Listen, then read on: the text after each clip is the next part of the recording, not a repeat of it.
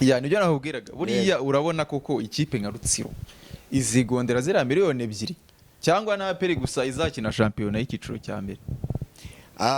Ikigaragara nago ari APR gusa izigondera ikiciro cya mbere.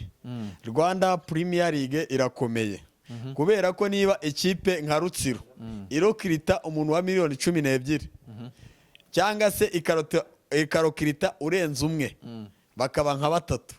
Ikipe ya Rutsiro nayo si ukuvuga ko irokirita gusa iranagurisha. Ni ukuvuga ngo urwego rwa kompetisiyo nta kuntu club izajya yunguka kandi ishyirahamwe ry'umupira w'amaguru mu Rwanda ritungutse.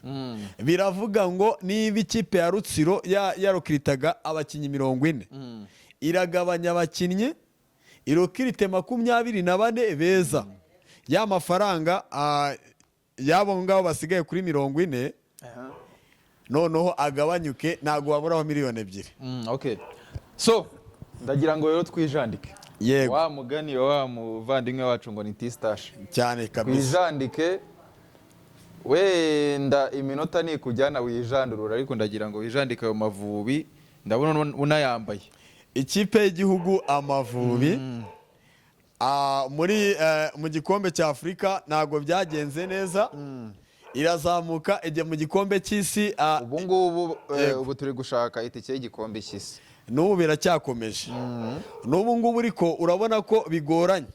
Urugamba ruracyakomeye. Ikipe yatwukije mu minota ya nyuma, ndavuga ni baratwishyura uko biragenda kose. Ariko wowe wakurikiranye ari amakuru neza, wakurikiranye urugendo rw'ikipe Amavubi, ndagira ngo wive imuzi n'imuzingo rwose witereke utunyuriremo kabisa kugira kuri uriya mukino, umutoza ibyo bavuze, abakinnyi, ugere mu kibuga naho udusesenguriye nta kibazo kabisa wijandike. Ndahera ku mitegurire y'ikipe y'igihugu Amavubi. Ikipe y'igihugu Amavubi bayiteguye neza, irangije gutegurwa neza. Ikipe y'igihugu Amavubi ndaza kugenda mbabwira ibintu bikeya yagiye izira. Ikipe y'igihugu Amavubi muri no rushanwa ryo gushaka itike y'igikombe cy'isi yagiye izira ni ibintu bitari byinshi cyane. Abakinnyi bagiye bakomeye bamenyeranye, umutoza uwo bita Adel Amurush. Hari ukutumvikana kwabayemo. Yego, hari ukutumvikana kwabayemo. Abakinnyi beza igihugu gifite bamwe ntago yigeze bahamagara.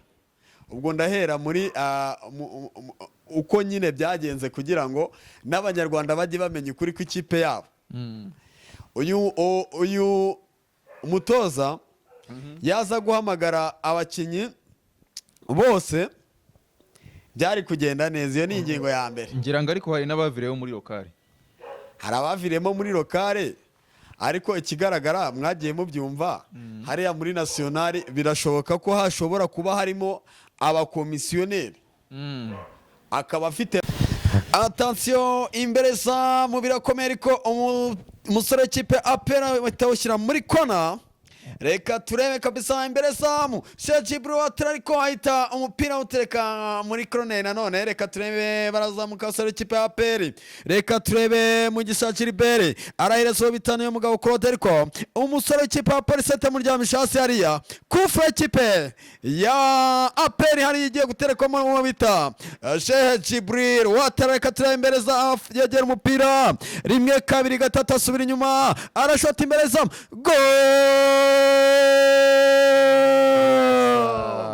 Yes.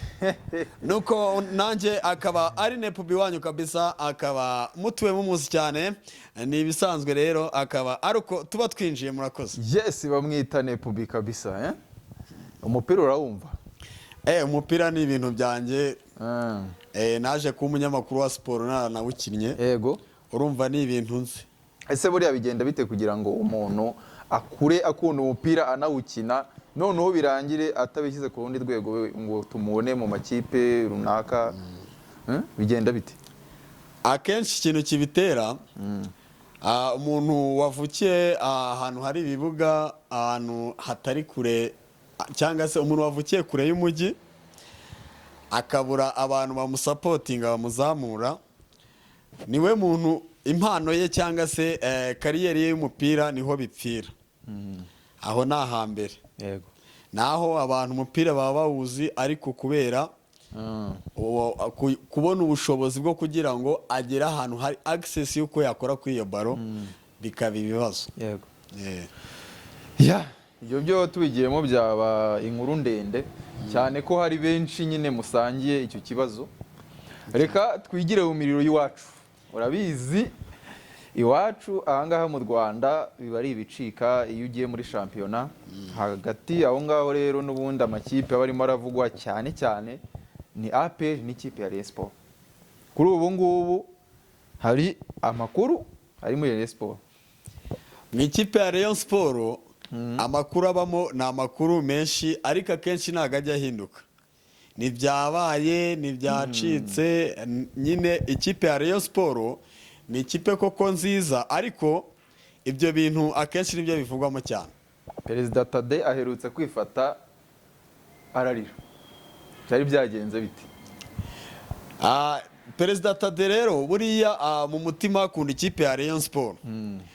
Kubera urukundo afitiye ikipe ya Rayon Sports, kumva ikipe ya Rayon Sports hari ibintu bigenda bivugwaho cyangwa se bagenda bakubitana imitwe bahondanya imitwe bituma Perezida Tadeyo arira cyangwa se mu Kinyarwanda baravuga ngo akanaboroga.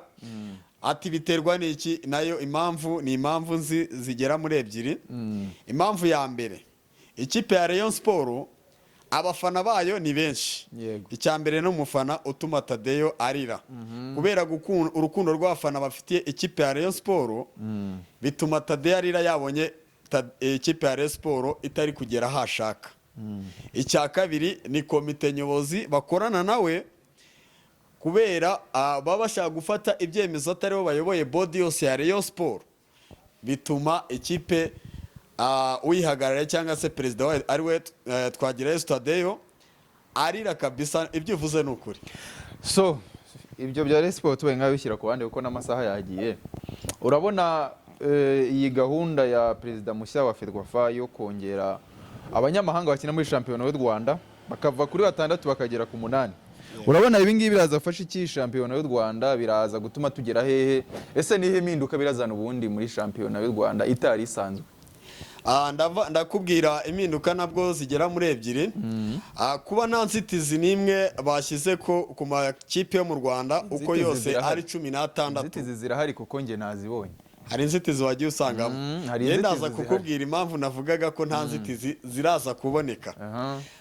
Kuba batavuze ngo abanyamahanga 3 cyangwa se ngo bavuge ngo abanyamahanga 6 ni ukuvuga icya mbere biraza kumarira abanyagihugu. Barongera urwego rwa kompetisiyo. Umukinnyi we ku giti cye arakora cyane, namara gukora cyane abo banyamahanga nabo bajye ku gatebe bicare. Ikindi cya kabiri biraza gufasha abantu cyangwa se birafasha shampiyona yo mu cyiciro cya mbere mu Rwanda ariyo Rwanda Premier League. Icya mbere hagiye kubaho irushanwa nyine kompetisiyo. Hagiye kubaho ikintu bita fight muri football ikomere igiye ku rwego rwo hejuru. Ni ibintu byiza cyane. Uvuze ku ruhande rw'abakinnyi bo mu Rwanda kuba bazazamura urwego rwa kompetisiyo, ariko nababwiraga ngo harimo biranega nkabona ntabwo uri kunyumva neza. Gusa iyo biranega ndagira ngo nyivugire muri ubu buryo. Mu busanzwe abakinnyi b'abanyamahanga kwandikisha umukinnyi yari amafaranga 5,000 y'Amanyarwanda. Kuri ubu ngubu rero bazamuye umubare